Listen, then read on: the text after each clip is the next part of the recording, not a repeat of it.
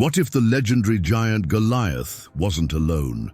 What if his towering presence on the battlefield was just one part of a much greater and darker story? Picture this, a race of beings so large and fearsome, their footsteps cause tremors, their weapons impossible for ordinary men to lift. These were not just warriors. According to ancient texts, they were something else entirely, hybrids of heaven and earth, fallen angels and human women, birthing giants with unnatural strength and insatiable violence.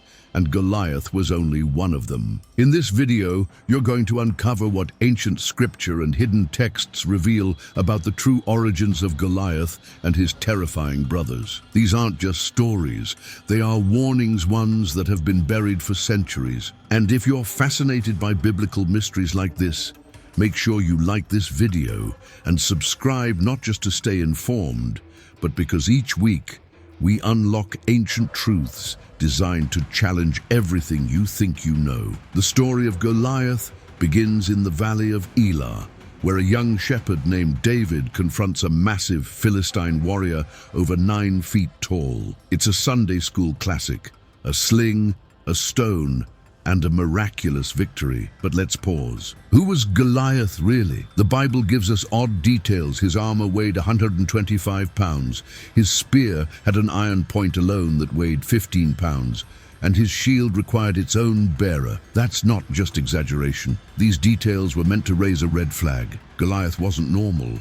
He was a remnant of something older, a leftover from a time before the flood, a time when beings called Nephilim roamed the earth. The people of Israel weren't just facing a powerful enemy, they were facing an echo of ancient rebellion, a biological anomaly meant to destroy God's creation. To understand who or what Goliath really was, we have to go back to one of the strangest and most controversial passages in the Bible, Genesis 6:4. The Nephilim were on the earth in those days, and also afterward, when the sons of God went to the daughters of men and had children by them. They were the heroes of old, men of renown. And this cryptic verse has been debated for centuries. Who were the sons of God?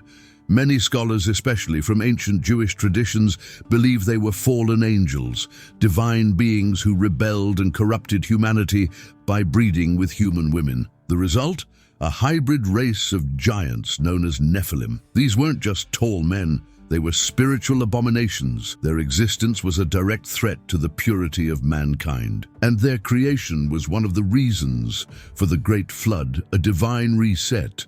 But how did any of them survive the flood? That's where the story gets more disturbing, because in the books of Samuel and Chronicles, we find that Goliath wasn't the only one. He had brothers, other giants, and their descriptions are just as bizarre. 2 Samuel 21 tells us about Ishbi-Benob, who carried a spear weighing hundreds of shekels. Then there's Saph, and Lami described as Goliath's brother, and finally, an unnamed warrior with 6 fingers on each hand and 6 toes on each foot. These weren't just big men. These were anomalies, deformed, powerful, and relentless. They were all from Gath, the same region Goliath came from, a place believed to have been a stronghold of the last giants. David's warriors hunted these beings down. One by one, they were slain. But not because of simple revenge. There was something more urgent, more spiritual happening here.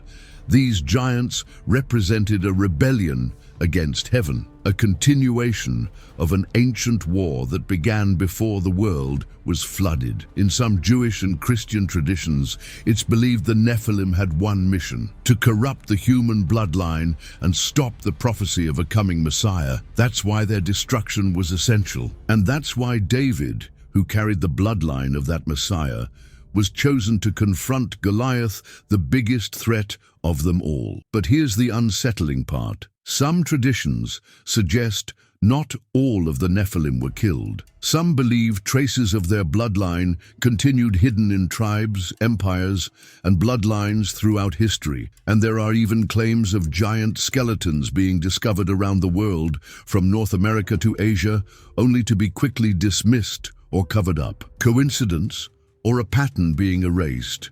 cultures separated by oceans with no contact, all have legends of sky beings, giants, and hybrid gods. From the Greek Titans to the Anunnaki of Mesopotamia, the stories echo the same truth. Beings of immense power who once ruled and fell. Goliath might just be one chapter of a much larger book. Today, some theorists claim that this ancient war between the divine and the corrupted still continues, not through giants with swords, but through ideologies, manipulation, and attempts to once again alter the essence of humanity. Whether literal or symbolic, the story of Goliath is more than a tale of courage. It's a warning, one that asks, what blood still flows through the veins of kings, empires, or even ourselves? The truth about Goliath and his brothers challenges us to look deeper into Scripture, not just with faith, but with curiosity. These stories weren't written by accident.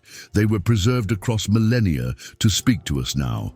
And if you're still here watching, it means you're one of the few willing to ask the harder questions. So let me ask you this. If this was just the beginning, what else have we missed? But the question that lingers, the one that truly haunts, is, why would ancient scriptures take the time to describe these giants in such specific detail? Why record the number of fingers and toes, the weight of their weapons, the cities they came from? These weren't just passing mentions. The Bible deliberately documents them, almost as if it wants future generations, us, to remember. Not just the threat they posed physically, but the symbolism behind them. The Nephilim represent a corruption of what is natural, a mixture of divine rebellion and human vulnerability. They are reminders that not everything powerful is good, and not everything ancient should be worshipped. They represent manipulation of bodies, of bloodlines, of destiny. And it's not just religious texts that whisper warnings. Across the world, from the towering Moai of Easter Island to the massive stone heads of the Olmecs, humanity seems to have been obsessed with giants. Coincidence or confession? There are some who say the Nephilim never truly died, that they shifted, that they adapted, that today they don't walk with spears, but influence from shadows through systems, secrets, and silence. Is that a stretch? Maybe. Or maybe it's exactly what we're meant to think. Maybe the greatest victory was convincing the world they never existed at all, because when truth becomes myth, no one bothers to look anymore. And still, ancient texts persist, hidden away in apocryphal writings, scattered through pseudepigrapha, buried beneath Vatican vaults, or sealed behind scholarly debate. The Book of Enoch speaks of the Watchers, fallen angels, who taught humanity forbidden knowledge, sorcery, astrology, weapon-making, seduction. These were the fathers of the Nephilim. They polluted the world not just with genes, but with ideas. Dangerous ones, ideas that still echo in secret societies, esoteric teachings, and dark rituals we barely understand. So where does that leave us? If Goliath and his brothers were real, if the Nephilim once walked this earth, then the world we live in is far stranger than we've been told.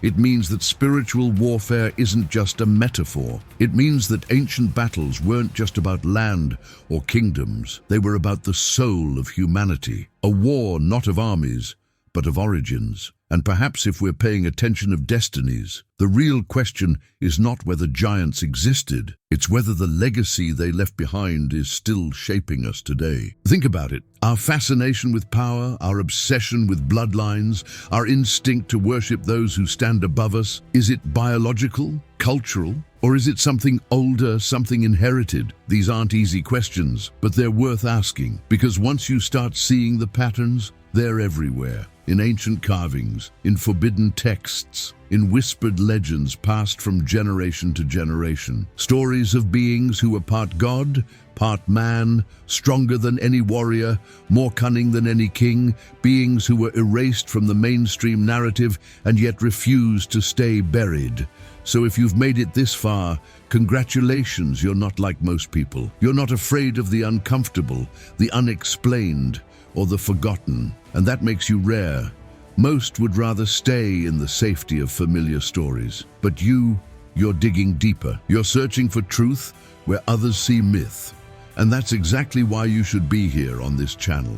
Every week, we unlock hidden knowledge from ancient texts, archaeology, theology, and forbidden history. So, if that resonates with you, hit that like button not just to support the work, but because it tells the algorithm, hey, I want more of this. I'm ready for what most ignore. And subscribe, not because it helps the channel, though it does, but because it keeps you connected to a journey most people are too distracted to take. The search for the lost, the hidden, the suppressed, because understanding the past might just prepare you for the future. The giants may have fallen, but their shadow still walks among us.